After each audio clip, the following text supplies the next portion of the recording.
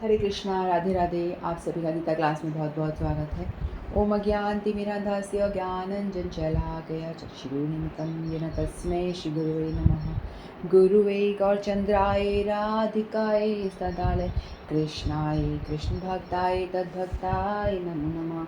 नमो विष्णुपादाय कृष्णपृष्ठाय भूतले श्रीमद्भक्तिवेदान्त नारायणति नामिने श्रीकृष्णलीला कथने सुदाक्षं औदार्य माधुर्यगुणक्षुतं वरं वरेण्यं पुरुषं महन्तं नारायणं तं शिरसा नमामि।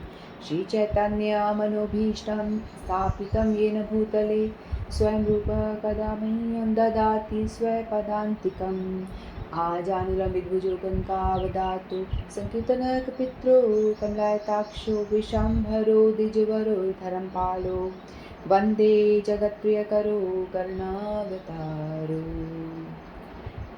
नमो महावदन्याय कृष्णप्रेमप्रदायते कृष्णाय कृष्णचैतन्यनाम्ने गौरकृष्णे नमः। हे कृष्ण करुणा सिंधो दीनबन्धो जगत्पते गोपेश गोपिका कान्त राधाकान्त नमस्तुते। तप्तकाञ्चन गौराङ्गी राधे वृन्दावनेश्वरी वृषभानुसुते देवी प्रणमामि हरिप्रिये। नीलाचल निवासाय नित्याय परमात्मने बलभद्र सुभद्राभ्यां जगन्नाथाय ते नमः।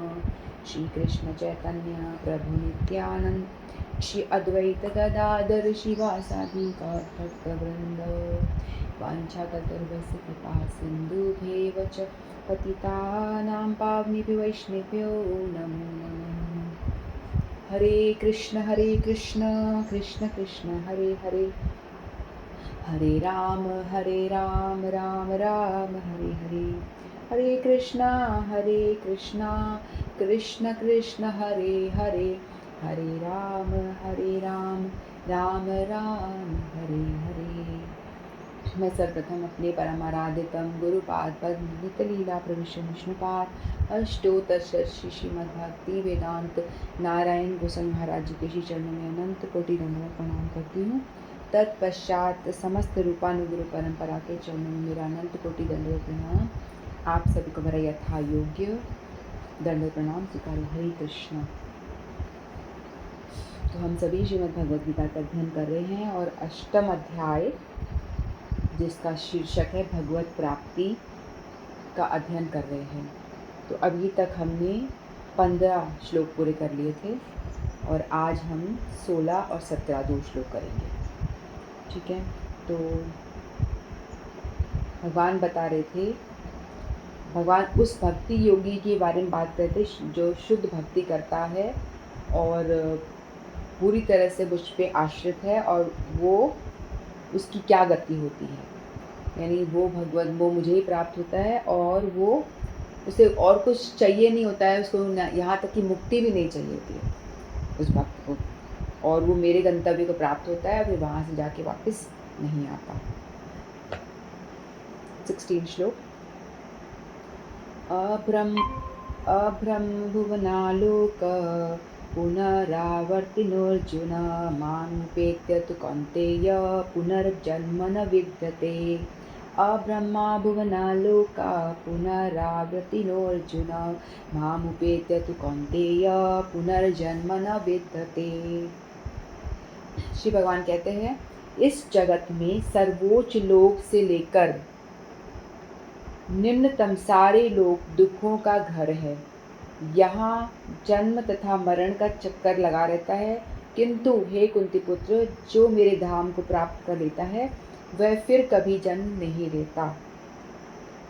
समस्त योगियों को, चाहे वह कर्म योगी हो, ज्ञान योगी या हठ योगी, अंततः भक्ति योग या कृष्ण भावनामृत में भक्ति की सिद्धि प्राप्त करनी होती है, तभी वे कृष्ण के दिव्य धाम को जा सकते हैं, जहाँ से वे फिर कभी वापस नहीं आते। किंतु जो सर्वोच्च भौतिक लोकों अर्थात देवलोकों को प्राप्त होता है, उनका पुनर्जन्म होता है।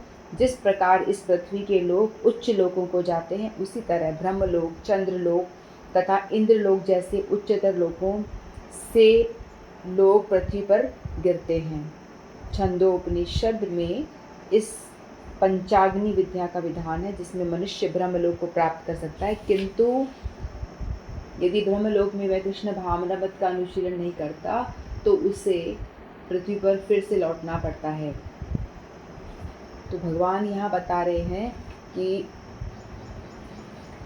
देखो, कोई भी किसी भी योग के माध्यम से व्यक्ति को अल्टीमेट लास्ट में क्या करना होता है, भक्ति योग का पालन करना होता है। चाहे वो, जैसे कि हमने देखा, अष्टांग योग पद्धति से कोई भगवान की प्राप्ति करना चाहता है तो पहले वो योग के सारे मुद्रा वगैरह सब सीखता है, यम नियम आसन प्राणायाम सब करता है, लेकिन लास्ट में जो उसका गंतव्य स्टेज होता है, जो आता है कि उसको भक्ति मार्ग को अपनाना होता है, यानी भक्त बनना होता है लास्ट में, है ना। ऐसे ही ज्ञान योगी हो, ध्यान योगी हो, हठ योगी जो भी हो, हर किसी को भक्ति तो करना ही पड़ेगा। कहने का मतलब ये है कि यदि आप भक्ति करते हो तो ही आप भगवत धाम जा सकते हो। भक्ति करने के अलावा और कोई उपाय नहीं है कि आप भगवान के धाम जा सको। चाहे कोई भी रास्ता अपनाओ, ये एक सीढ़ी है, सीढ़ी सीढ़ी चढ़ के जाओगे, लेकिन आपको लास्ट भक्ति तो करनी ही पड़ेगी। एट लास्ट भक्ति नहीं करोगे तो आप भगवत धाम नहीं जा सकते। ठीक है। तो बाकी जो लोग हैं ज्ञानी ध्यानी, ये लोग कहाँ तक पहुँच पाते हैं, ये लोग ब्रह्म ज्योति तक पहुँच पाते हैं। वहाँ पे वो उनकी आत्मा वहाँ घूमती रहती है, फिर वहाँ से भी उनका पतन हो जाता है, गिर जाता है। या कोई और, यदि पाप और पुण्य के बीच में अटके रहते हैं, हम लोग जैसे धरती पे प्रयास करते हैं ना कि हम पुण्य करते हैं, अच्छे कर्म करते हैं और पुण्य अर्जित करते हैं। पुण्य अर्जित करने से क्या होगा, हम स्वर्ग चले जाएंगे, उच्च लोकों को चले जाएंगे। ठीक है। तो ऐसे 14 भुवन होते हैं, 14 भुवन होते हैं। 7 लोग नीचे के होते हैं, 7 लोग ऊपर के होते हैं, इंक्लूडिंग पृथ्वी। ठीक है। भूलोक कहते हैं पृथ्वी को। तो इस तरह से यानी ये कह लो कि 14 माले की बिल्डिंग है। ठीक है। जो आत्मा है उसी 14 माले की बिल्डिंग में घूमती रहती है। बुरे कर्म करे तो नीचे चली गई, नीचे जन्म हो गया उसका। फिर अच्छे कर्म करे तो वो स्वर्ग लोक चली गई। ठीक है। या और बढ़िया करा तो फिर और दूसरा जनलोक, तपलोक, उनसे ऊपर ऊपर के लोक हैं ये। भूलोक, तपलोक। तपलोक में जहाँ जो तपस्वी होते हैं ना, तपस्या करते हैं, वो लोग वहाँ तपलोक में जाते हैं। उनकी मरने के बाद में जो उनका स्थान होता है वो तपलोक में पहुँचते हैं। फिर जनलोक, ब्रह्मलोक तक पहुँच सकते हैं। ठीक है। और स्वर्ग तो हम जानते ही हैं। तो जैसे कि देखिए कि जैसे समुद्र है पूरा, समुद्र की एक बूंद जो है, समुद्र की एक बूंद है वो जैसे हमारा जो धरती का ऐश्वर्य है ना, भूलोक का, जो हम धरती या मृत्युलोक भूलोक कहते हैं इसको, जहाँ हम लोग रह रहे हैं, तो इसका जितना ऐश्वर्य है, यहाँ का पूरा ऐश्वर्य आप मिला लीजिए, जितना भी है, जितना भी हम देख पा रहे हैं, सोच पा रहे हैं, जितनी भी सुंदरता प्रकृति को देख पा रहे हैं, जितना अच्छा अच्छा खा पा रहे हैं, अच्छा अच्छा पहन, जो भी कुछ बेस्ट आउट ऑफ मतलब बेस्ट जो भी हमें दिखाई दे रहा है, वो एक समुद्र की बूंद के बराबर है। और समुद्र जितना बड़ा सुख, इससे ऊपर वाला लोग जो स्वर्ग लोग है उनका है। तो सोचो कि धरती का सुख ऐश्वर्य एक बूंद के बराबर है स्वर्ग के कंपैरिजन में। और वैसे ही स्वर्ग का जो ऐश्वर्य जितना वहाँ पे है, वो उसके ऊपर जो लोग हैं, तप लोग हैं, उसके कंपैरिजन में वो समुद्र के बराबर है और ये बूंद के बराबर है। ऐसे ही ऊपर ऊपर लोक में हम जाते जाएंगे तो वहाँ का ऐश्वर्य, वहाँ की क्वालिटी ऑफ लाइफ जो है बढ़ती जाती है। ठीक है। तो ऐसे समझो आप, स्वर्ग ही समुद्र है और ये धरती जो है, धरती का ऐश्वर्य है वो कितना छोटा सा है, माइन्यूट है। उसी तरह से तपलोक का और ज़्यादा है ना। और ब्रह्मलोक का तो सबसे हाईएस्ट क्वालिटी ऑफ लाइफ है वहाँ की, यानी इससे ज़्यादा बड़ा ऐश्वर्य मिलता ही नहीं। ये मटीरियल भौतिक जो ये प्रकृति है, इसमें पाताल लोक से लेकर ब्रह्मलोक तक सारे आ जाते हैं, जिसमें 14 भुवन कहते हैं, पर सारे इसमें आ जाते हैं। तो एक जो जीव है वो इन्हीं 14 भुवन में घूमता रहता है। ये कहने का मतलब ये है कि यदि आप स्वर्ग चले गए, आप वहाँ जाने के लिए आपको करेंसी जो है वो आपका पुण्य है। ठीक है। किसी भी लोक में जाने के लिए हमारी जो करेंसी है वो पुण्य है। तो वो जितना हमारे पास पुण्य है, हम उतने दिन तक वहाँ उस लोक पे रह सकते हैं।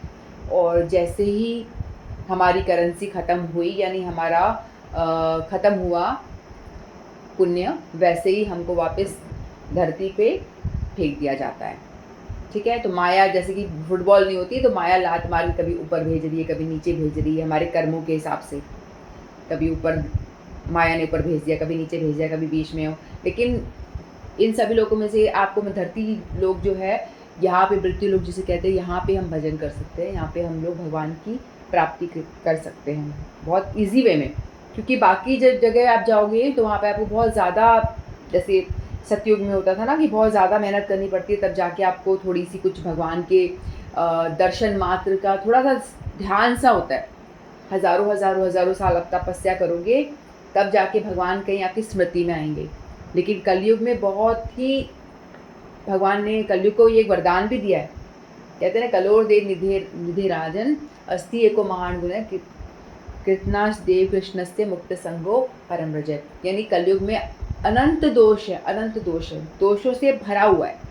कहते हैं कि खोटा सिक्का जो होता है कभी कभी वो भी काम आता है, उस तरह से कलयुग में बहुत दोष ही दोष भरे हैं। लेकिन एक बड़ा महान गुण है, एक बड़ा ही महान गुण है। वो क्या महान गुण है कि जरा सा हम भजन करते हैं, उसका भगवान हमको बड़ा बहुत ज़्यादा करके मान लेते हैं, उसका हमको वो जो रिटर्न बहुत अच्छा मिल जाता है।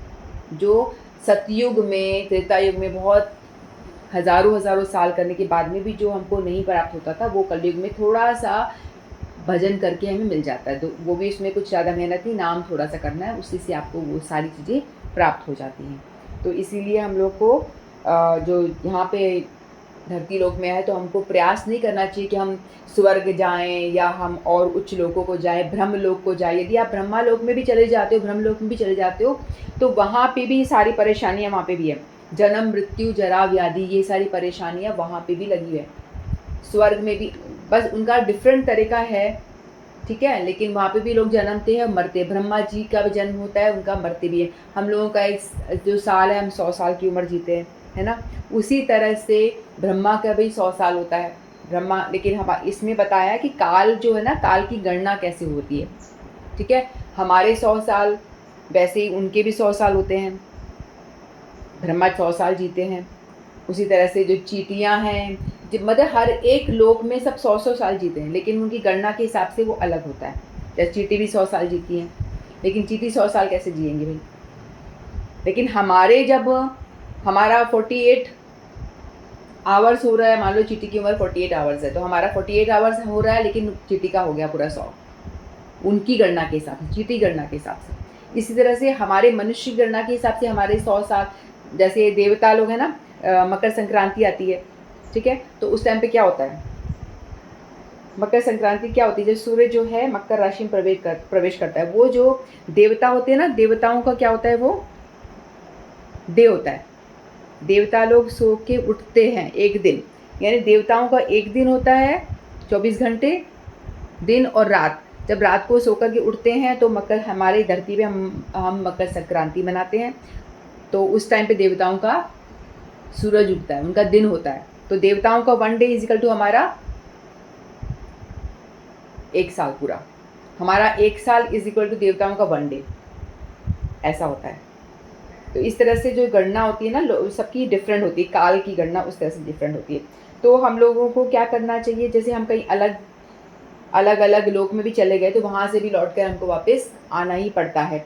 तो चाहे आप सोचो कि भाई वहाँ पे स्वर्ग में बहुत ऐश्वर्य है, उससे ऊपर लोक में, चलो हाईएस्ट लेवल ऑफ ऐश्वर्य जो है वो ब्रह्म लोक में है, तो हम वहाँ जाएंगे तो बड़ा ही ऐश्वर्य, लेकिन वहाँ से भी आपको वापस आना पड़ेगा। जैसे इंद्र लोक, सूर्य लोक, ये सारे क्या है, एक डेजिग्नेशन है। जैसे प्राइम मिनिस्टर होता है ना, प्राइम मिनिस्टर एक डेजिग्नेशन है। तो प्राइम मिनिस्टर की पदवी पे कौन बैठा है अभी, जो नाम है उसका, ठीक है, उस तरह से। तो नाम बदलता रहता है, 5 साल के बाद में वो सब चेंज हो जाते हैं, ठीक है। उसी तरह से स्वर्ग लोक पे तब ये इंद्र लोग, इंद्र भी बदल जाते हैं, उनका जो ड्यूरेशन होता है लाइफ का। उसके बाद में सूर्य भी बदल जाते हैं, ब्रह्मा जी भी बदल जाते हैं। अभी ब्रह्मा जी की उम्र अभी तक 50 ईयर्स हो चुकी है कंप्लीट, जो एट प्रेजेंट ब्रह्मा जी वहाँ पे राज कर रहे हैं, ठीक है। तो 50 ईयर्स कंप्लीट हो गए, 50 साल और बचे उनके। तो इसलिए हम लोग को प्रयास करना चाहिए कि इन सब चीज़ों में ना फंसे। हमको सीधे उस लोक में जाना है जहाँ से लौट कर वापस नहीं आना होता है, ठीक है। यदि ब्रह्मलोक में भी कृष्ण भावना मत का अनुसरण नहीं करता तो उसे पृथ्वी पर गिर लौटना ही पड़ता है। जो उच्चतर लोकों में कृष्ण भावना में प्रगति करते हैं वे क्रमशः और ऊपर जाते हैं और प्रलय के समय के नियत परम धाम को भेज दिए जाते हैं। जब इस भौतिक ब्रह्मांड का प्रलय होता है तो ब्रह्मा और तथा श्री कृष्ण भावनामृत में निरंतर प्रवृत्त करके भक्त अपनी इच्छा अनुसार आध्यात्मिक ब्रह्मांड को तथा विशिष्ट वैकुंठ लोगों को भेज दिए जाते हैं। तो ये मतलब किसी भी लोक में जाओगे आप, प्रलय होगा उसके बाद में जो भी होगा उसके बाद में भी आपको वापस धरती पे आना पड़ता है। इसलिए भक्ति करोगे तो डायरेक्ट आपको अपने डेस्टिनेशन यानी भगवान के लोक को ही जाओगे, गोलोक को ही जाओगे। तो हम सभी लोग भगवान के अंश हैं, भगवान के अंश हैं। देखो हम लोग कहीं बाहर घूमने गए, हम इधर बाज़ार गए, बाज़ार में थोड़ी देर रुके, फिर हम थोड़ा सा और मॉल चले गए, वहाँ हम थोड़ा रुके, फिर हम थोड़ा और गए, पार्क गए, वहाँ रुक गए। ऐसे हम रुकते रुकते फिर वहाँ से हमको निकलना होता है। होटल गए, वहाँ खाना खाया, वहाँ से भी हम निकल गए, ठीक है। लेकिन वहाँ हमारा रुकने की जगह नहीं है, वहाँ से हमको आगे चलना होता है। फिर हम जैसे अपने घर पे आए तो वहाँ हम आराम से बैठ गए क्योंकि वो हमारा घर है। तो इसी तरह से यदि हम लोग बाहर निकले मृत्यु पर उपरांत यदि हम स्वर्ग गए तो वहाँ से भी हमको निकाल दिया जाएगा क्योंकि वो हमारा घर नहीं है। फिर हम यदि कोई और लोग को जन लोग तपल लोग कहीं भी गए तो वहाँ से भी हमको निकाल दिया जाएगा। चाहे इंद्र लोग गए वहाँ से भी हमको निकाल दिया जाएगा क्योंकि वो भी हमारा घर नहीं। तो अल्टीमेट हमारा जो घर है वो भगवान का जो धाम है, ठीक है, वो है। तो कहते हैं कि जो मेरे धाम को आता है क्योंकि वो हम सब भगवान के अंश हैं, भगवान के बच्चे हैं। तो हमारे घर जो हमारे माता पिता रह रहे वही है, तो वो हमारा घर है। तो हम लोग यदि जब वहाँ पहुँचेंगे तो वहाँ से लौट के हमको वापस नहीं आना पड़ता, ठीक है। तो इसीलिए हम लोग को चाहिए कि हम अपने घर लौटने का प्रयास करें, जो भगवत धाम है वहीं जाने का प्रयास करें ताकि हमें वहाँ से लौटकर वापस नहीं आना पड़ता। बाकी और किसी भी लोक में चले जाओ वहाँ आपको ऐश्वर्य भरपूर मिलेगा, लेकिन ड्यूरेशन भी ज़्यादा हो जाएगी, क्वालिटी ऑफ लाइफ भी बहुत अच्छी हो जाएगी, लेकिन फिर भी आपको वापस तो आना ही पड़ेगा। फिर वापस आओगे वहाँ पे भी आप ये सारे क्रोध, लोभ, मोह, मद, मत्सर ये सारी चीज़ें वहाँ पे भी हैं। देवलोक में इंद्र को भी डर लगा रहता है, देवता हमला कर देते हैं, उन सब के भी डर लगा रहता है। हिरण्यकश्यपु ने देवताओं को भी अपने अंडर कर रखा था, हमने देखा है ना, महाभारत ये सब देखते हैं तो देवताओं को भी अपना सेवक बना रखा था। तो इस तरह से हर लोक में डर है, भय है और वापस आपको गिरना पड़ता है। तो इसीलिए ऐसे टेम्परेरी चीज़ों के पीछे हमें नहीं जाना चाहिए, चाहे वो कितना ही ड्यूरेशन लंबा हो उसका, लेकिन हम लोग को प्रयास करना चाहिए अपने खुद के घर वापस लौट जाया जाए। और खुद का घर कौन सा है? जो भगवान का धाम है। और वहाँ पहुँचने का सिर्फ एकमात्र उपाय है कि आप भगवान का भजन करो, भगवान का नामों का जप करो, जो कलयुग के लिए बताया गया आसान सा तरीका बताया गया उसका पालन करें, तभी हम इस जगत से छूट करके वापस अपने घर जा पाएंगे, ठीक है। 17वां श्लोक लेते हैं। सहस्त्रयुग पर्यंत अहरद भ्रमणो विदु रात्रिं युग सहस्राणाम ते अहोरात्र विदो जना। सहस्त्रयुग पर्यंतम अहरद भ्रमणो विदु रात्रिं सहस्रतानां ते अहोरात्रो विदु जना। मानवीय गणना के अनुसार 1000 युग मिलकर ब्रह्मा का एक दिन बनता है और इतनी ही बड़ी ब्रह्मा की रात्रि की होती है। अब यहाँ जो काल की गणना के विषय में हम यहाँ पढ़ाई कर रहे हैं, तो भगवद गीता हमको जो विषय के बारे में हम पढ़ते हैं ना, किन किन विषयों के बारे में पढ़ते हैं, तो एक उसमें से एक है काल। ईश्वर के बारे में पढ़ते हैं, जीव तत्व के बारे में पढ़ते हैं, प्रकृति के बारे में पढ़ते हैं, काल तथा कर्म। तो ये काल के विषय में भगवान हमको बता रहे हैं कि जो ब्रह्मा जी का एक दिन होता है वो कितना बड़ा होता है। ब्रह्मा जी की उम्र जो है 100 साल की उम्र है, ठीक है। तो मानवीय गणना हम अपनी गणना के हिसाब से देखेंगे। मानवीय गणना के हिसाब से 1000 युग जब मिल जाते हैं तब जाकर के ब्रह्मा का एक दिन बनता है, ठीक है।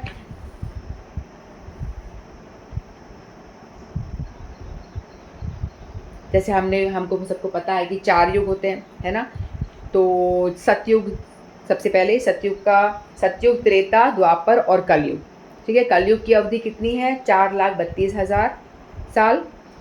तो इसको यदि हम 2 गुना मल्टीप्लाई बाय 2 यानी डबल करते हैं तो आता है द्वापर में हो जाता है 8,64,000 साल। इतने साल द्वापर युग के होते हैं कलयुग की गणना के हिसाब से। फिर त्रेता कलयुग इंटू 3, कलयुग को 3 गुना कर देंगे यानी, ठीक है, तो हो जाएगा 12,96,000, 12,96,000 ईयर्स यहाँ के हिसाब से, ठीक है। तो ये होगा त्रेता में। और कलयुग इंटू 4, कलयुग को 4 गुना मल्टीप्लाई करेंगे तो हो जाएगा सतयुग। सतयुग की गणना कितनी हो रही है? 17,28,000 ईयर्स, यानी इतने साल ये कलयुग, द्वापर, त्रेता और सतयुग, इन चारों में इतने इतने साल होते हैं, ये अकॉर्डिंग टू हमारा गणना, ठीक है, मानव गणना के हिसाब से, ठीक है। यदि हम इन चारों को ऐड करते हैं तो हो जाता है 43,20,000, इतना होता है। चारों को यदि हम ऐड करते हैं, कलयुग प्लस द्वापर प्लस त्रेता प्लस सतयुग, इन चारों को ऐड करते हैं तो हमारे नंबर ऑफ ईयर्स हो जाते हैं 43,20,000 ईयर्स। तो ये हो गया एक दिव्य युग या महायुग, ठीक है, एक दिव्य युग हो गया।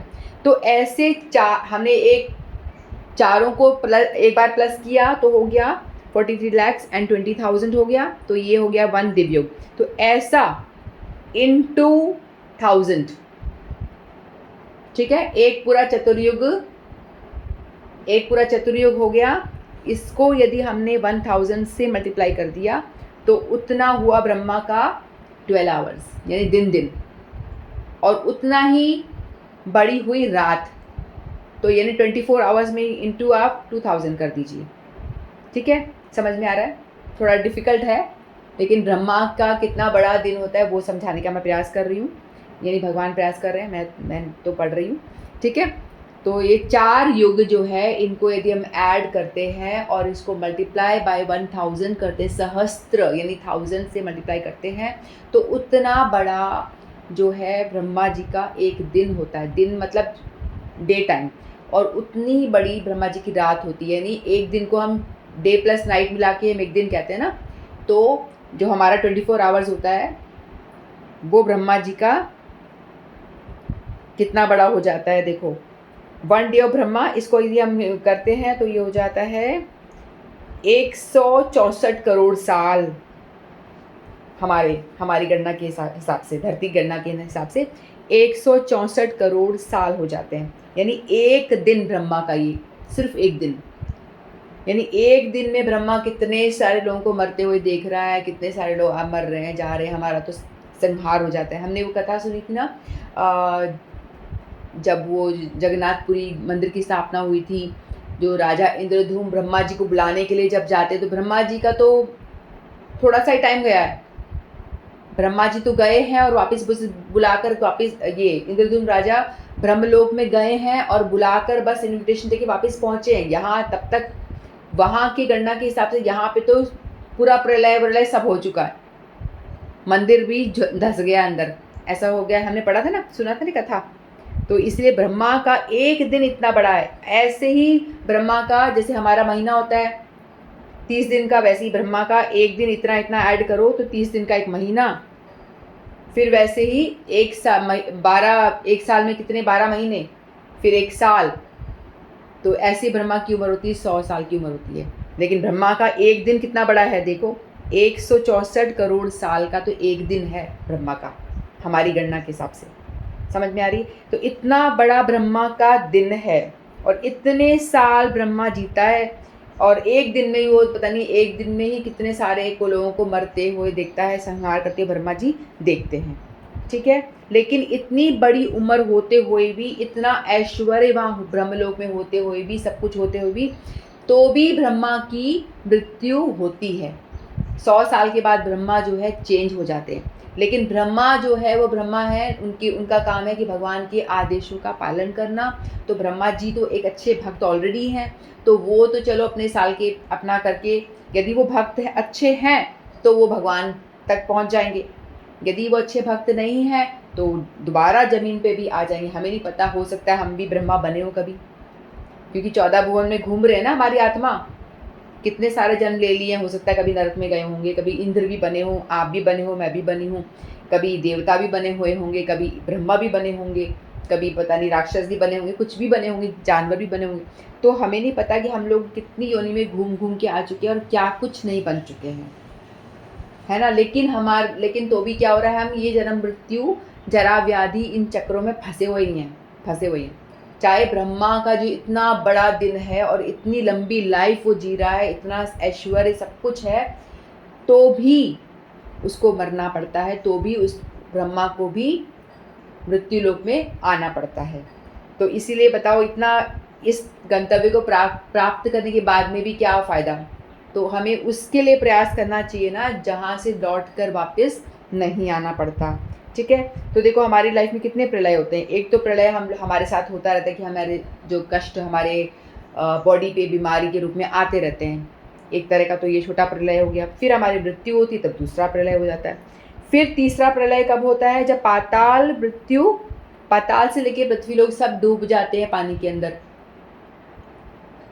तो ये तीसरा प्रलय। फिर चौथा प्रलय वो होता है कि जब स्वर्ग तक पृथ्वी लोग, स्वर्ग लोग तक भी, इंद्र लोग भी सब डूब जाते हैं पानी के अंदर, कि एक प्रलय। फिर इंद्र लोग डूब गया। फिर उसके बाद होता है महाप्रलय। और महाप्रलय कब होता है, जब ब्रह्मा जी पूरे 100 साल कंप्लीट कर लेते हैं, ब्रह्मा जी की पूरी अवधि पूरी हो जाती है जीने की, तो होता है महाप्रलय। उसमें क्या होता है, ये जो ब्रह्मलोक है ना ब्रह्मा जी का, वो भी डूब जाता है, ब्रह्मांड भी डूब जाता है, सब कुछ। तो इसको कहते हैं महाप्रलय। तो इस टाइम पे जो ये महाप्रलय होता है, तो सारे के सारे जो होते हैं ना जीव ब्रह्मा जी में आ जाते हैं, सारे सभी जीव भी मर जाते हैं, सब ब्रह्मा जी के अंदर आते हैं। ब्रह्मा जी सभी जीवों को लेकर के जहाँ से प्रकट होते हैं, गर्भोदकशायी विष्णु के नाभि से प्रकट होते हैं ना, वहाँ प्रवेश कर जाते हैं। फिर सारे यानी विष्णु में प्रवेश कर जाते हैं। इस तरह से ये बहुत ही थोड़ा सा समझने में डिफिकल्ट है। हमने पहले 3 विष्णु के बारे में बात की थी ना, एक होता है क्षीरोदकशायी विष्णु, गर्भोदकशायी, ऐसे तो अनंत विष्णु हैं, लेकिन 3 मुख्य हैं। ठीक है, क्षीरोदकशायी विष्णु कौन से हैं, जो हम सबके हृदय में परमात्मा रूप में वास कर रहे हैं। हमारे आत्मा के साथ में जो एक भगवान है वो है क्षीरोदकशायी विष्णु। ठीक है, और वो कण कण में व्याप्त भी हैं। फिर दूसरे विष्णु है गर्भोदकशायी विष्णु, जो सारे जितने भी अनंत ब्रह्मांड हैं उन सभी के गर्भ में, यानी हर एक ब्रह्मांड के अंदर घुसे हुए हैं। गर्भोदकशायी विष्णु अनंत ब्रह्मांडों के अंदर समाविष्ट हो जाते हैं। ठीक है, फिर उनकी हर एक ब्रह्मांड में से नाभि, उनके विष्णु के नाभि कमल से ब्रह्मा निकलते हैं। फिर वो ब्रह्मा जो है उनको सृष्टि का सेवा दी जाती है, ये सृष्टि करो आप। फिर एक है कारणोदकशायी विष्णु, ये है महाविष्णु। ठीक है, तो अनंत ब्रह्मांड। तो इस तरह से देखो, पहले कृष्ण है।